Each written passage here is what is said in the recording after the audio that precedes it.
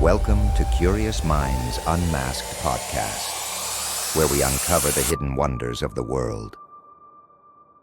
You know those stories? The ones that send chills down your spine and make you question everything you thought you knew? Well, get ready, because today's deep dive is all about that.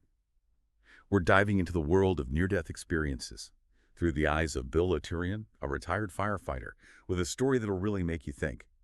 Picture this: 1994, Santa Barbara, California. A flu epidemic has the city in a chokehold. Bill, a seasoned firefighter used to being the rescuer, suddenly finds himself on the other side of the emergency. Talk about a cruel irony, right? He contracts a nasty illness from a patient he treated, and things go downhill fast.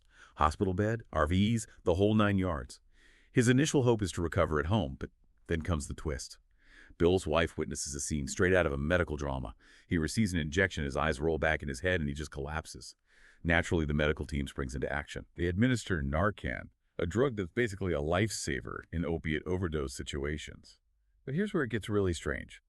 Bill's case doesn't quite fit the mold. You see, Narcan usually works by targeting those same receptors in the brain that opioids bind to, acting like a bouncer kicking them out.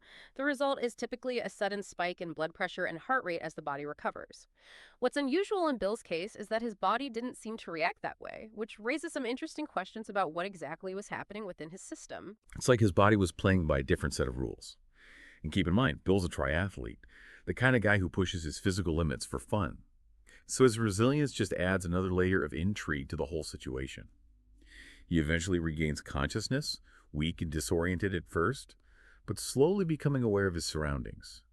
His blood pressure is steadily climbing back to normal, but here's the kicker. He has this crystal clear memory of leaving his body and going on an unbelievable journey. And we're not talking about some hazy dream. Bill is adamant that this was real. He vividly describes feeling an immense sense of liberation as he leaves his physical form, like being freed from a cramped room into an expansive, welcoming space. He finds himself surrounded by these pulsing, vibrant stars, or orbs terms, that pop up time and time again in near-death experiences. What's fascinating about these visual descriptions is that they resonate across cultures and spiritual traditions throughout history. These stars, or orbs, often symbolize sources of light, energy, or even spiritual entities. It makes you wonder if there's a shared visual language of sorts when it comes to these experiences. But for Bill, it wasn't just about the visual spectacle. He describes these orbs as radiating warmth, acceptance, and this overwhelming feeling of love, like he had finally come home after a long journey. That feeling of homecoming is another intriguing element that pops up frequently in near-death experiences. It suggests a sense of belonging, of returning to a familiar and comforting place, maybe even a spiritual origin. If consciousness can exist separately from the body and experience this sense of home, it really challenges our traditional understanding of where we come from and where we might be going. It's like stepping into a realm where the rules we know just don't apply. And Bill's journey, it doesn't stop there. He describes being in this place that feels incredibly real, with tables, equipment, and beings of light. That's where things take a really intriguing turn. Bill's experience, it introduces these characters he encounters during his near-death experience. First, there are these, how did you describe them? Short, dunky guys in dark robes. They look almost comical, but their demeanor is anything but intimidating. Yeah. They're playful, mischievous, their eyes sparkling with laughter. It's funny how these descriptions often challenge our preconceived notions of what the afterlife might be like. There's this sense of humor, a lightheartedness that might surprise some people.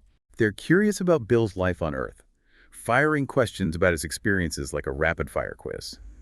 And then a different kind of being emerges from the background. A tall, wispy figure, almost ethereal, like vapor or mist.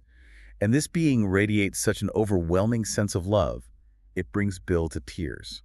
This presence of these beings, each with their unique characteristics, raises some fascinating questions about the nature of consciousness in the afterlife.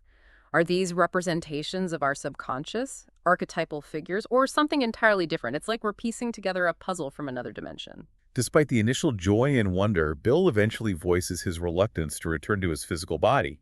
He even tries bargaining with the tall, wispy being, arguing that his loved ones will eventually move on. This reluctance to return is a common theme in near-death accounts. It speaks to the profound sense of peace and connection that people often experience in that other realm. It's like a part of them knows they're finally home. But the tall, wispy being, while gentle and understanding, insists that Bill's time isn't over yet. He has more to do, more to experience in his earthly life. So Bill begins his descent back to the physical world. And that's where Bill's narrative takes a darker turn. It introduces an element that's also very common in near-death experiences, the encounter with the less than pleasant realm.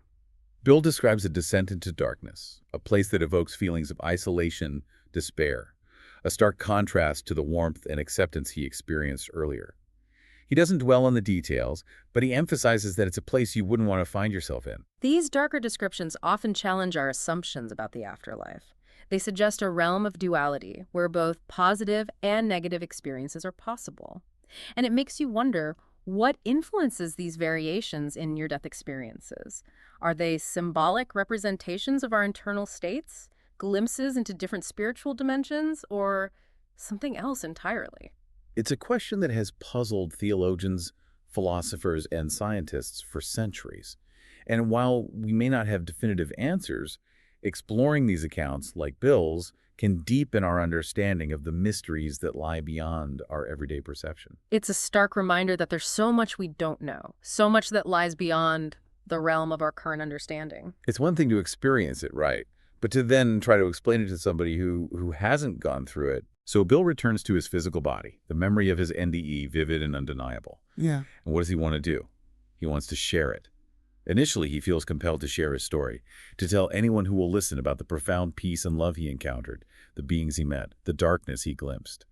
He truly believes this message could alleviate the fear of death that so many carry. It's a natural human impulse to want to share transformative experiences, especially ones that challenge our fundamental understanding of life and death. Yeah, like, you guys, I've got to tell you what I saw. This is amazing.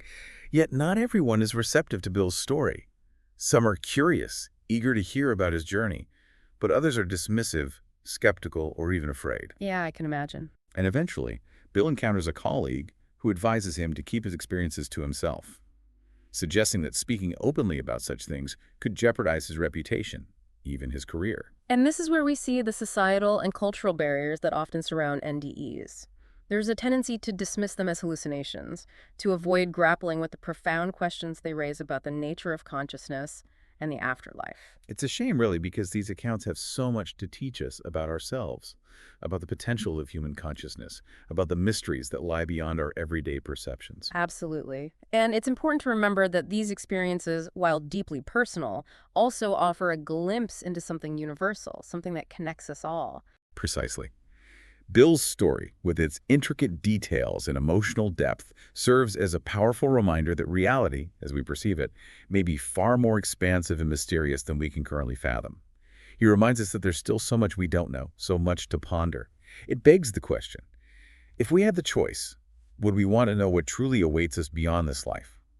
Or would we prefer to embrace the mystery, to hold on to the wonder? It makes you wonder. It's a question worth contemplating, don't you think? Absolutely. And perhaps by exploring these accounts, by engaging with the questions they raise, we can begin to approach the mysteries of life and death with the sense of curiosity rather than fear. Beautifully said. And there you have it, the incredible near-death experience of Bill Letson, a story that forces us to confront our own beliefs about life, death, and the very nature of reality.